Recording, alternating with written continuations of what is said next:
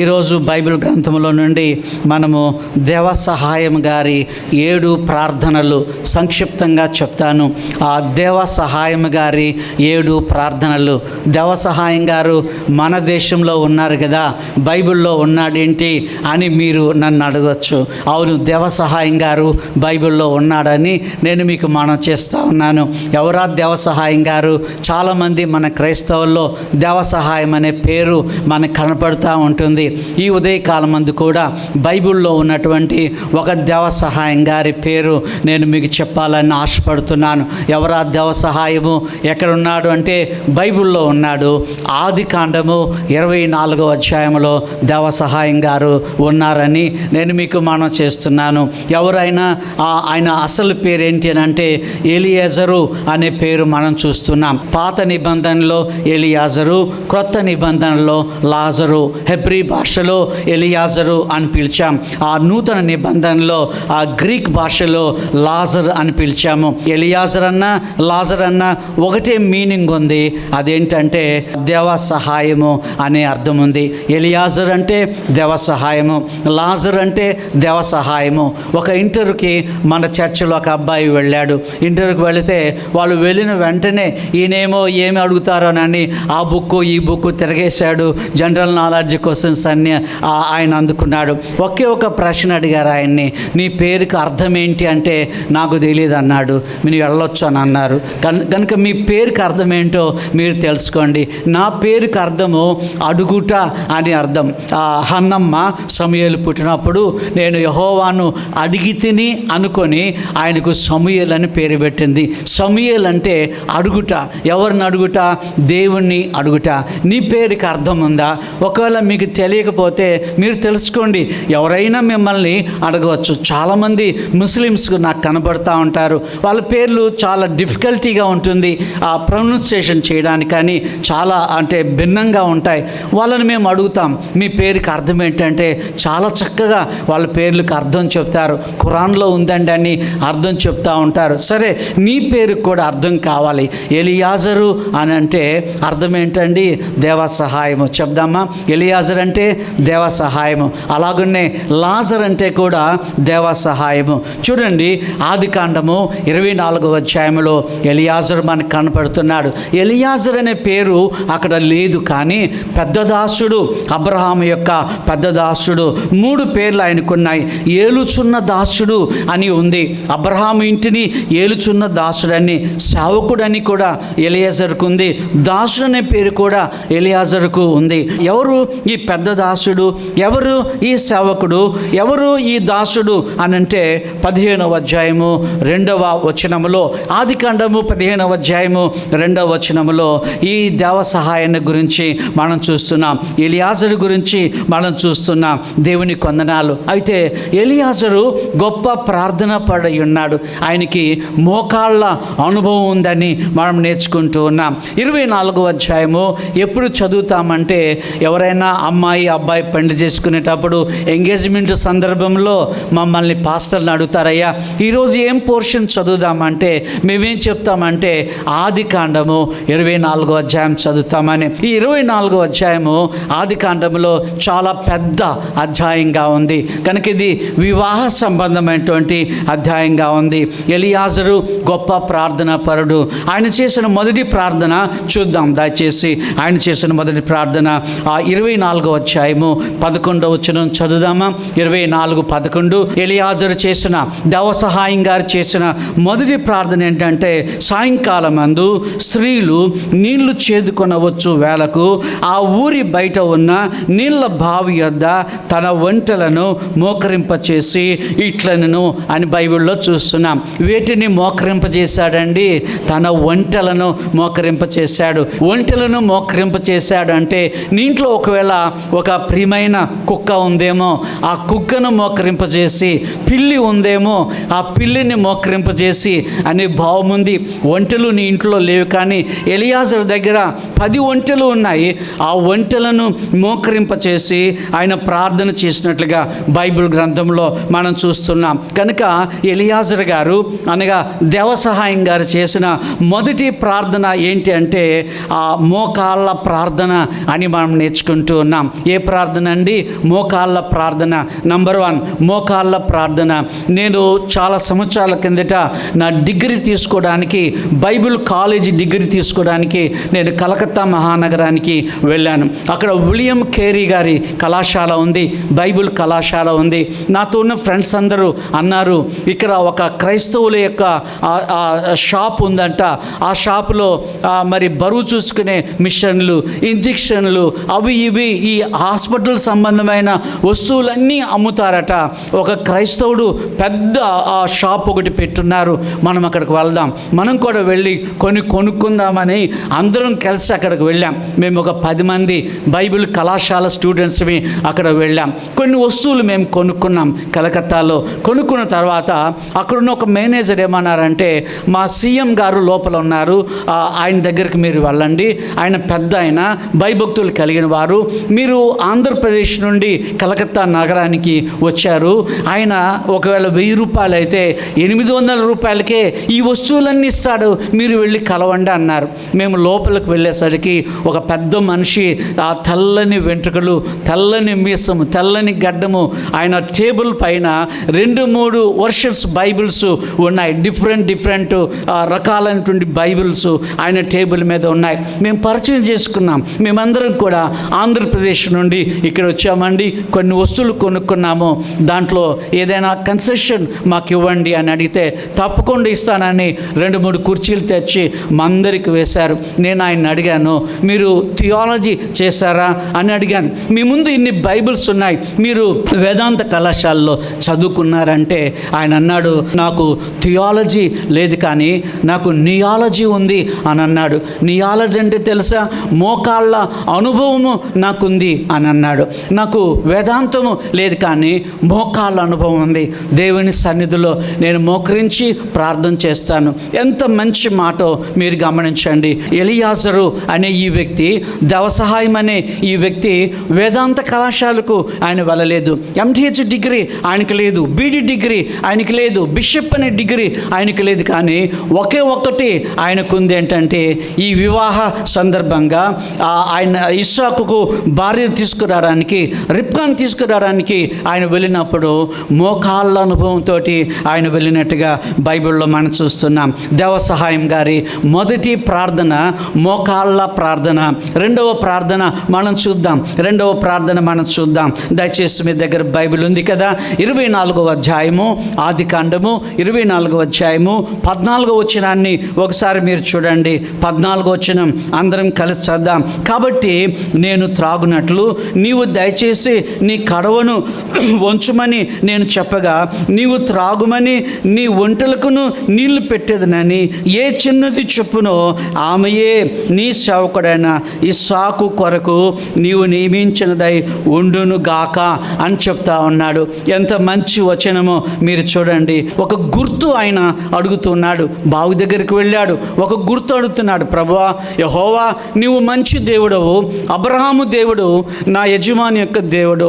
నేను ఒక అమ్మాయిని నీళ్ళు అడుగుతాను, ఆ అమ్మాయి నాకు నీళ్ళు ఇవ్వడం కాదు, నా 10 ఒంటెలకు కూడాను నీళ్లు ఇస్తే ఆమెనే నా యజమాని యొక్క కుమారుడు ఇస్సాకుకు భార్య అవుతుందని ఒక చిన్న గుర్తు దేవుణ్ణి అడిగాడు. ఆ గుర్తు దేవుడు నెరవేర్చాడు. రిబ్కా కడవెత్తుకొని అక్కడికి వచ్చింది. వచ్చినప్పుడు అమ్మ నాకు కొన్ని నీళ్ళు ఇమ్మని అన్నాడు. తన దోశలు పట్టి నీళ్లు తాగి తర్వాత ఆ మంది, అయ్యా నేను నీ ఒంటెలకు కూడా నీళ్లు పోస్తాను. చూడండి, ఒక్క ఒంటె 40 బుంగల నీళ్లు, 40 బిందెల నీళ్లు తాగుతుంది. అలాగంటే మనం లెక్క పెడితే ఒక్క ఒంటె 40 బిందెల నీళ్లు తాగితే 10 ఒంటెలు ఎన్ని బిందెలు తాగాయో మీరు లెక్క చేసుకోండి. అది కూడాను దిగుడు బావులు ఆ దినాల్లో ఉంటూ ఉండేవి. స్టెప్స్ దిగి ఆ లోపలికి వెళ్ళాలి. ఆ ప్రయాసపడి రిబ్కా అన్నిటికీ నీళ్లు పోసినట్టుగా బైబిల్లో మనం చూస్తున్నాం. దేవుణ్ణి ఒక గురి కలిగిన ప్రార్థన ఆయన చేశాడు. చాలామంది మనం కూడాను గురి కలిగిన ప్రార్థన చేయాలి. గురి అంటే ఏంటి? దేవా నాకు ఒక అమ్మాయిని ప్రసాదించు, లేకపోతే నాకు ఒక అబ్బాయిని బహుమానంగా ఇవ్వమని. అదే గురి కలిగిన ప్రార్థన. మనం హోటల్కి వెళ్తామండి. మనం హోటల్కి వెళ్ళిన తర్వాత ఎవరో వచ్చి అడుగుతారు, ఏం తీసుకురమ్మంటారు అని అడుగుతారు. ఒక పెన్ తెచ్చుకుంటాడు, ఒక చిన్న నోట్బుక్ తెచ్చుకుంటాడు, అందులో అన్నీ రాసుకుంటారు. కాఫీనా, టీనా, లేకపోతే ఏం కావాలని రాసుకుంటారు. మనం ఆయనతో చెప్పము ఏమని, అయ్యా నీకేది ఇష్టమో అది నాకు తీసుకురా, నీకు ఇడ్లీ ఇష్టమైతే అది నాకు తీసుకురా, లేకపోతే నీకు దోశ ఇష్టమైతే దోశ నాకు తీసుకురమ్మని మనం చెప్పము. మనకు ఏది ఇష్టమో అది ఆయనతో చెప్తాం. చూడండి, దాన్ని గురి కలిగిన లేకపోతే డెఫినెట్ ప్రేయర్ అని చెప్తాం. గురి కలిగిన ప్రార్థన. గురి కలిగి చేస్తున్నాడు. ఏమని చేస్తున్నాడు? ప్రభువా, ఒక చిన్నది రావాలి, నాకు నీళ్ళు ఇవ్వాలి, నా ఒంటిలో కూడా నీళ్ళు ఇవ్వాలని అంటే అలాగునే జరిగింది. ఆ గురి కలిగిన ప్రార్థనను దేవుడు విన్నాడు. ప్రియమైన దేవుని బిడ్డలారా, ఒక ఇల్లు కాలిపోతూ ఉంది. మనము ఫైర్ స్టేషన్కి ఫోన్ చేశాము, చేసయ్యా ఇక్కడ ఇల్లు కాలిపోతుంది కాబట్టి మధ్యాహ్నం వీలైతే రండి, లేకపోతే సాయంత్రం వీలైతే రండి, లేకపోతే రాత్రి వీలైతే రండి అని చెప్పం కదా. ఏం చెప్తాం వాళ్ళతోటి? వెంటనే రావాలి అని ఆజ్ఞాపిస్తాం, వెంటనే రండి అని పిలుస్తాం. అలాగునే ఎలియాజరు కూడా దేవుని దగ్గర అలాగుని అడిగినప్పుడు ఒక చిన్నది రావడము, ఆయనకు నీళ్ళు ఇవ్వడాన్ని మనము దేవుని వాక్యంలో మనం గమనిస్తున్నాం. అదే గురి కలిగినటువంటి ప్రార్థన. నేను ఇంతకుముందు చెప్పాను, నా గ్రాండ్ చిల్డ్రన్ గురించి చెప్పాను. ఆ శిల్ప గర్భంతో ఉన్నప్పుడు, మొదటిసారి గర్భంతో ఉన్నప్పుడు ఒక పాపనిమ్మని, మనవరాలనిమ్మని ప్రార్థన చేశాము. పేరు కూడా సెలెక్ట్ చేసుకున్నాం. రెండవసారి కూడాను పాపనే కావాలని మేము అనుకున్నాం. అలాగనే పాపను దేవుడు మాథ్యూకు, శిల్పకు అనుగ్రహించారు. ఎందుకు చెప్తున్నానంటే, గురి కలిగి మనం ప్రార్థన చేస్తే దేవుడు ఆ ప్రార్థన నెరవేరుస్తాడు. రెండు విషయాలు చూసాం. దేవసహాయం గారి ప్రార్థన, మోకాళ్ళ ప్రార్థన. రెండవది దేవసహాయం గారి ప్రార్థన, గురి కలిగిన ప్రార్థన, డెఫినెట్ ప్రేయర్ అని మనం చూస్తున్నాం. మూడవ విషయాన్ని నేను చెప్తాను. మూడవది దేవసహాయం గారి మూడవ ప్రార్థన ఏంటి అని అంటే 24వ అధ్యాయము 15వ వచనం చూడండి. ఆది కాండము 24వ అధ్యాయము 15వ వచనంలో చూడండి. అతడు మాటలాడుట చాలించక ముందే, మళ్ళీ చదువుదామండి. అతడు మాటలాడుట చాలించక ముందే అంటే ఇంకా మాటలు కంప్లీట్ చేయలేదండి. అతడు మాటలాడుట చాలింపక ముందే అని బైబిల్లో మనం చూస్తూ ఉన్నాం. ఎప్పుడైతే ఇంకా ఆయన ఆమెన్ అనలేదు, ఆమెన్ అనకముందే ఆ అమ్మాయి వచ్చి అక్కడ నిలబడి ఉన్నట్టుగా బైబిల్లో మనం చూస్తున్నాం. మూడవ ప్రార్థన, దేవసహాయం గారు చేసిన మూడవ ప్రార్థన ఏంటంటే జవాబు పొందినటువంటి ప్రార్థన, ఆన్సర్ వచ్చినటువంటి ప్రార్థన, జవాబు వచ్చినటువంటి ప్రార్థన. ఆయన ప్రార్థనకు జవాబు వచ్చింది. దేవుడికి వందనాలు చెల్లిస్తున్నాం. మా బాబు వివాహానికి ముందు పాస్టమ్ గారు, నేను రాత్రులు అనేక పర్యాయములు కన్నీటితో ప్రార్థన చేశాం. ప్రభువా, బాబు వివాహము కావాలి, ఒక మంచి భయభక్తులు కలిగిన అమ్మాయిని ప్రసాదించమని దేవుణ్ణి మేము అడుగుతూ వచ్చాం. చాలామంది మాకు అమ్మాయిల ఫోటోలు పంపించారు. మేము కూడా కొంతమంది ఆ ఫోటోలు చూసాము. కానీ దేవుని సేవకులు చాలామంది మాకు ఫోటోలు పంపిస్తూ వచ్చారు. కానీ దేవుడు మన సంఘంలో ఉన్న ఒక అమ్మాయిని, షల్బీకి ఒక సతీమణిగా దేవుడు అనుగ్రహించారు. దేవుడికి వందనాలు. కన్నీటి ప్రార్థన దేవుడు విన్నాడు. దేవుడికి వందనాలు. హల్లెలూయా చెప్దామండి. హల్లెలూయా. మన ప్రార్థనకు 3 జవాబులు దేవుడిస్తారని పెద్దవాళ్ళు చెప్తా ఉంటారు. ఏంటంటే, ఒకటి ఎస్ అనే ప్రార్థన, రెండవది నో అనే ప్రార్థన, మూడవది వెయిట్ అనే ప్రార్థన. ఆ 3 ప్రార్థనలు ఉంటాయి, దేవుడు మనకిస్తాడు. కొన్నిసార్లు దేవుడు వెంటనే ఎలియాజరుకు జవాబిచ్చినట్టుగా వెంటనే జవాబిస్తాడు. రెండవది నో అని కూడా దేవుడు చెప్తాడు. లేదు, నేను ఇవ్వడానికి నేను అంగీకరించడం లేదు అని దేవుడు చెప్తాడు. అంగీకార యోగ్యం కాదు అనేది కూడా దేవుడు చెప్తాడు. మూడవది ఏంటంటే, కొంతకాలము ఎదురు చూడు. 3 ప్రార్థనలకు జవాబులు. ఒకటి ఎస్, రెండవది నో, మూడవది వెయిట్. కొంత వెయిట్ చేయండి, కొంత సమయాన్ని మీరు చూడండి. ఎందుకు దేవుడు కొంత సమయాన్ని తీసుకుంటున్నాడంటే, లాజరు చనిపోయినప్పుడు టైం తీసుకున్నాడు. 1 రోజా, 2 రోజుల, 3 రోజుల, 4 రోజులు టైం తీసుకున్నాడు. ఎందుకంటే చచ్చిపోయిన వాడిని బ్రతికించడానికి దేవుడు ఆలస్యంగా వచ్చాడు. దేవుడు చేసే ఆలస్యాలు అలక్ష్యాలు కావు అని మనం నేర్చుకుంటున్నాం. దేవుడు చేసే అలక్ష్యాల వెనక అద్భుతాలు విషయాలు ఉన్నాయని మనం నేర్చుకుంటున్నాం. ఆయన ఆలస్యం చేసిన నీవేదో ఇనుము అడిగావు, దేవుణ్ణి ఐరన్ అడిగావు, కానీ నేను గోల్డ్ తీసుకురావాలి, కొంత టైం ఇమ్మని దేవుడు నిన్ను నన్ను అడిగే దేవుడు అయి ఉన్నాడు. దేవునికి వందనాలు చెల్లించుకొంచున్నాం. దేవుడు జవాబిచ్చినటువంటి ప్రార్థన, ఎలియాజరు ప్రార్థన జవాబు పొందిన ప్రార్థన. దేవుడు నో అనలేదు, దేవుడు ఇంకొంత సమయం ఎదురు చూడనలేదు. వెంటనే దేవుడు ప్రార్థనకు జవాబిచ్చాడు. ఒక తల్లి మేను పాస్టమ్ గారు, మేమందరం చర్చిలో ఇలా ప్రార్థన చేసుకుంటా ఉన్నాం.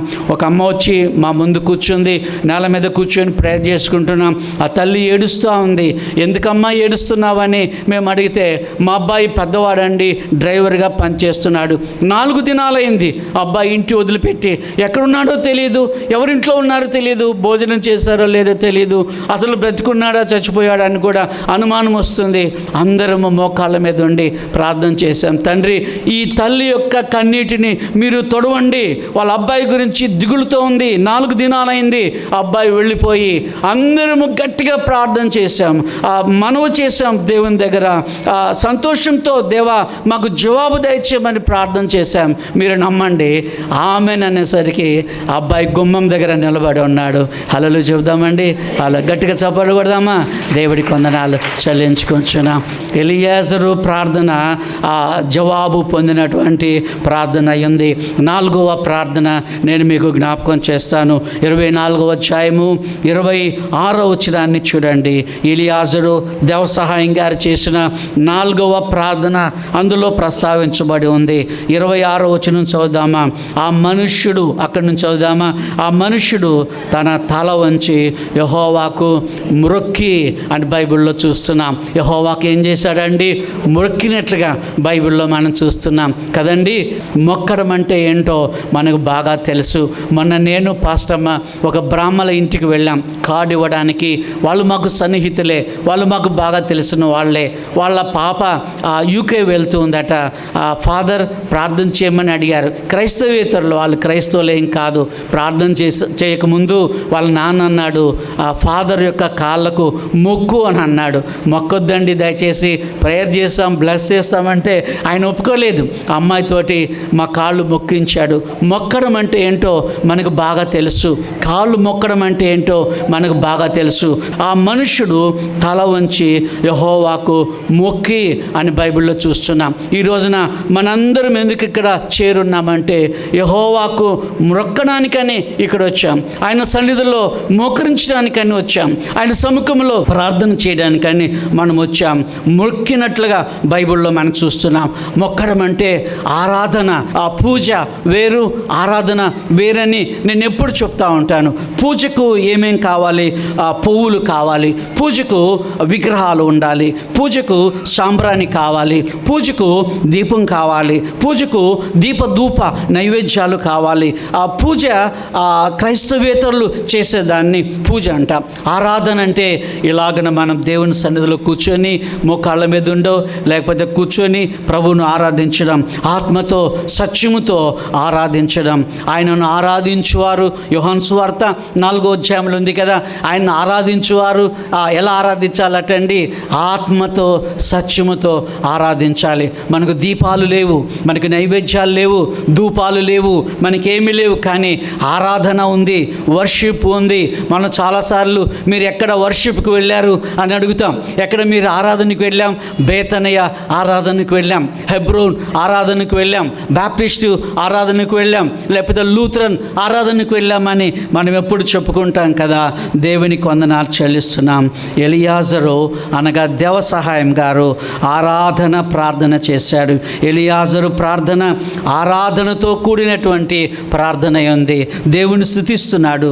ఆ మనుష్యుడు తల వంచి యెహోవాకు మ్రొక్కి అని బైబిల్లో మనం చూస్తున్నాం. ఇంకొక విషయాన్ని చూద్దాం, 6వ విషయాన్ని మనం చూద్దాం. 27వ వచనం చూడండి. అదే అధ్యాయము 27వ వచనాన్ని మీరు చూడండి. నా యజమానుని దేవుడైన యెహోవా ఏమంటున్నాడండి? స్తుతించబడును గాక. మళ్ళీ చెప్దామా? నా దేవుడైన నా యజమానుని దేవుడైన యెహోవా స్తుతించబడును గాక. ఎలియాజరు చేసిన 5వ ప్రార్థన ఏంటంటే, ఎలియాజరు ప్రార్థన స్తుతి ప్రార్థన. ప్రియమైన బిడ్డలారా, ప్రతి వివాహానికి దేవానికి ఒక ప్రార్థన ఉంటుంది, ఒక స్తుతి ఉంటుంది. గమనించారా? ఏముంటాయండి? ఒక ప్రార్థన. ఎప్పుడు ప్రార్థన చేస్తాం? ప్రభువా సంబంధం కావాలి, మా అమ్మాయికి ఒక అబ్బాయి కావాలని ప్రార్థన చేస్తాం. లేకపోతే మా అమ్మాయికి ఒక అబ్బాయి కావాలని మనం ప్రార్థన చేస్తాం. ఎప్పుడు స్తుతి చెల్లిస్తామంటే పెండ్లంతా అయిపోయిన తర్వాత దేవా నీకు వందనాలు అని. నేను ఒక అన్యురాలకి ఈ మాట చెప్తా ఉంటే వాళ్ళు కన్వర్ట్స్ మంది, అయ్యా మాకేమనిపిస్తుందంటే ఇది టెంకాయ గుమ్మడికాయ అని అంటుంది ఆమె.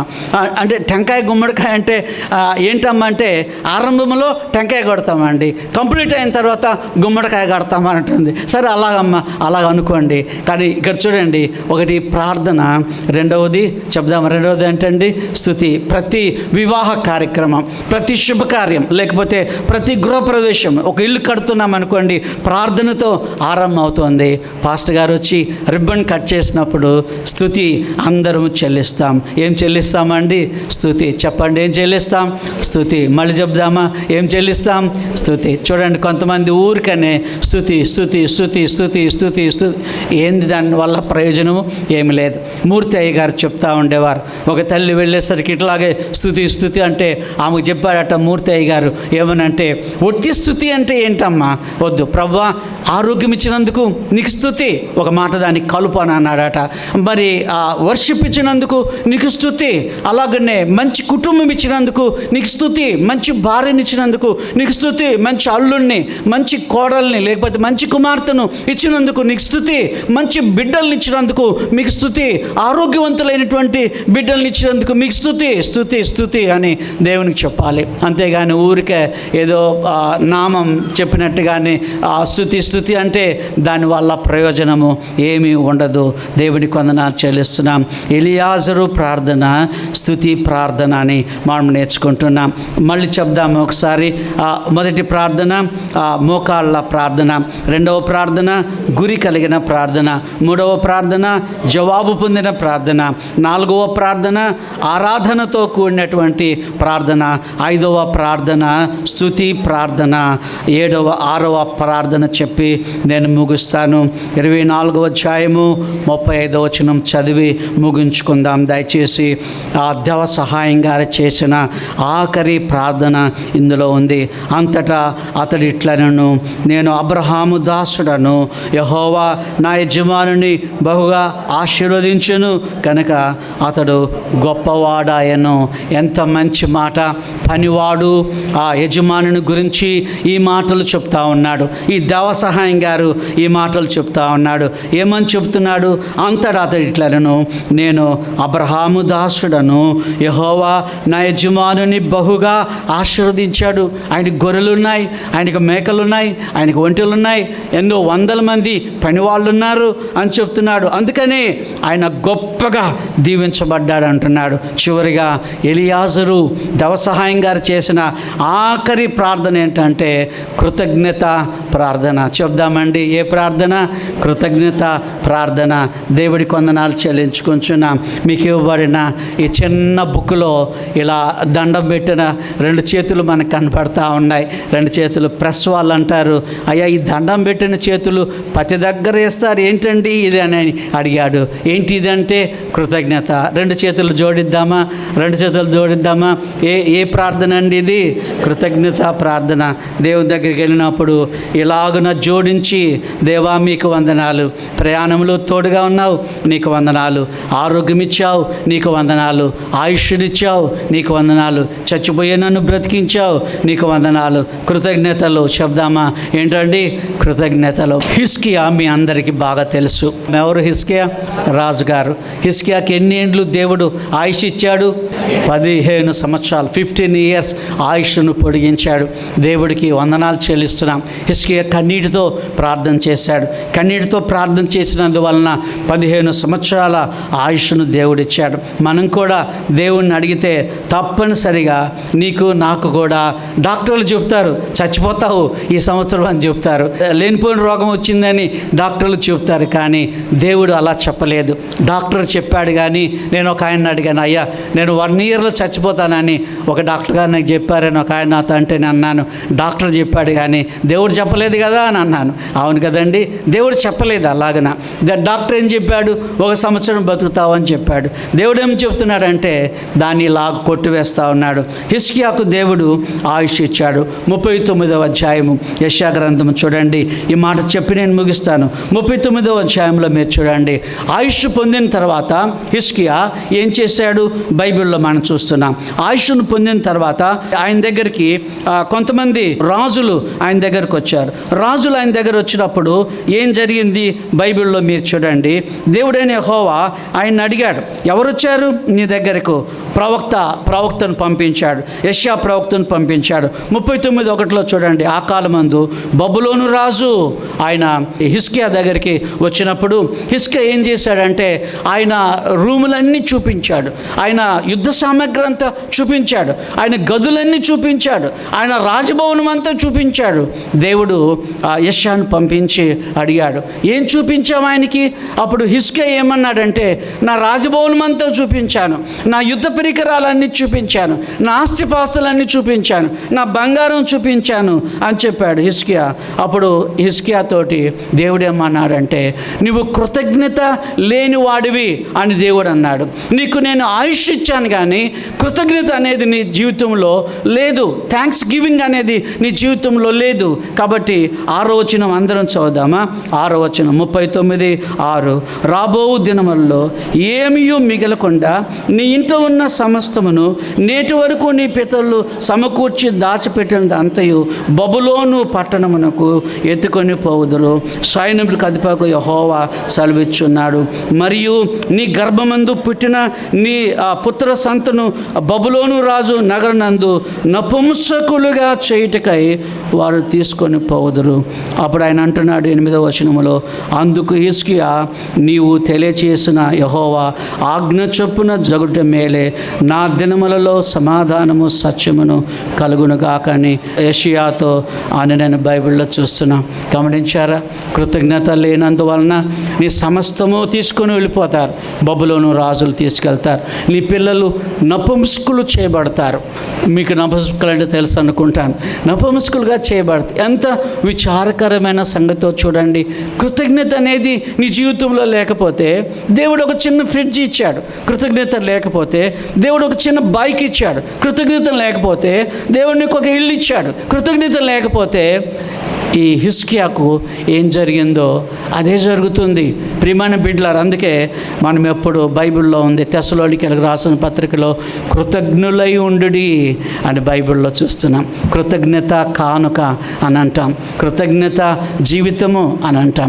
కృతజ్ఞత మళ్ళీ చెప్దామండి, కృతజ్ఞత చెల్లించమని ఆయన అంటున్నాడు. కృతజ్ఞత, అన్నిటికీ కృతజ్ఞత. ఎలియాజరు చేసిన ఆఖరి ప్రార్థన కృతజ్ఞత ప్రార్థన. దేవుడికి వందనాలు చెల్లిద్దాం. తలలో ఉంచండి, ప్రార్థన చేసుకుందాం. కృతజ్ఞత జీవితము కలిగి కృతజ్ఞత స్తుతులను చెల్లించు.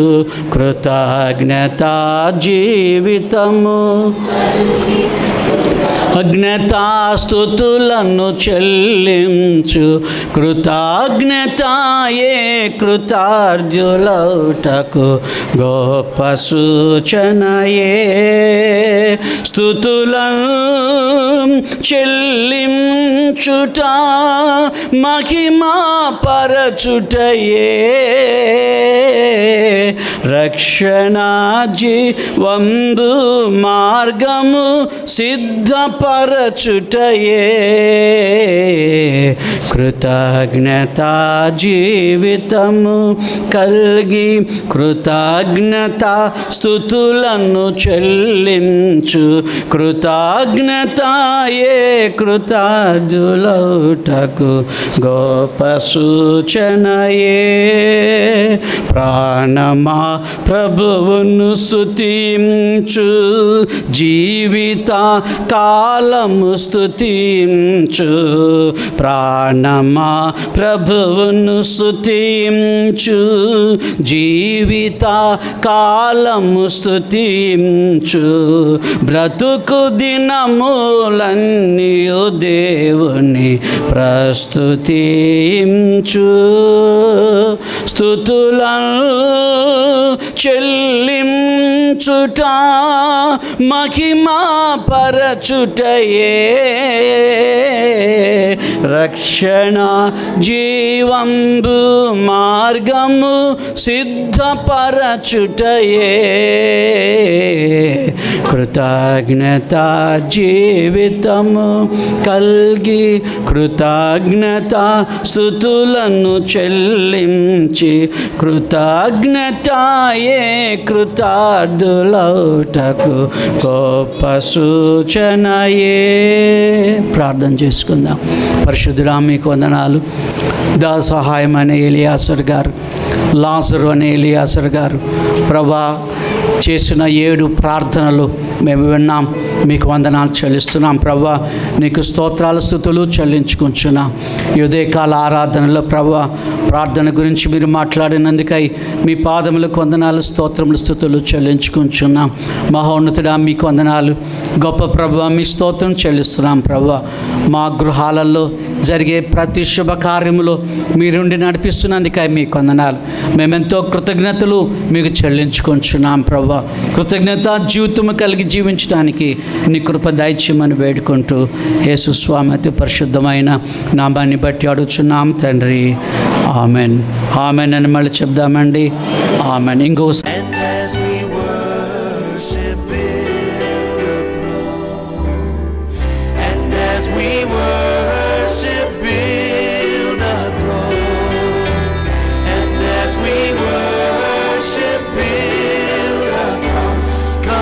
Jesus and take